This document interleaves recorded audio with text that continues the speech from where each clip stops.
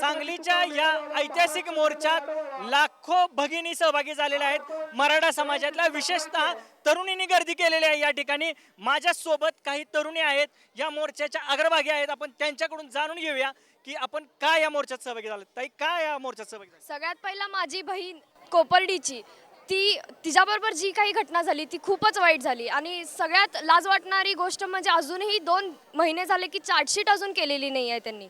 आणि परत शिक्षणाच्या ह्याच्यात म्हणला तर 90-95% मिळणारे आमचे भाऊ आणि बहीण त्यांना कॉलेज आणि शाळांमध्ये ज्यावेळी ॲडमिशन घ्यायचं असतं त्यावेळी खूप अवघड होतं। डोनेशन भरा किंवा बाकीचे असतात, त्यातच 50-55% पडणाऱ्या मुलांना सहज ॲडमिशन्स मिळून जाते। मग मराठ्यांच्या हुशार मुलींचं खूप मागे पडत आहेत, मग खूप चुकीच्या मार्गावर जात आहेत आणि त्यासाठी मराठ्यांना हा हक्क मिळालाच पाहिजे। आणि ह्या मराठ्याच्या मागण्या नाहीत तर जन्मसिद्ध हक्क आहे, एवढीच माझी इच्छा आहे। अॅट्रॉसिटीचा जो कायदा आहे त्याचा गैरवापर करतात लोक, पहिला तो थांबवला पाहिजे।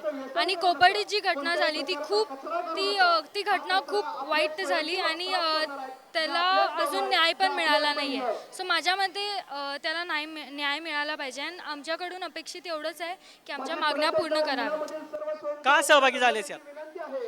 सर, पहिल्यांदा तरी कोपर्डी घटना झाली, मग माझी बहीण श्रद्धा आणि तिच्या कुटुंबियांना न्याय मिळाला पाहिजे म्हणून आम्ही हा निषेध मोर्चा काढलेला आहे। त्यानंतर मराठा आरक्षण हा आमचा हक्कच आहे, तो आम्हाला मिळायला पाहिजे आणि त्या गुन्हेगारांना फाशी देऊन त्यांचे हातपाय तोडून मगच त्यांना फाशी दिली पाहिजे।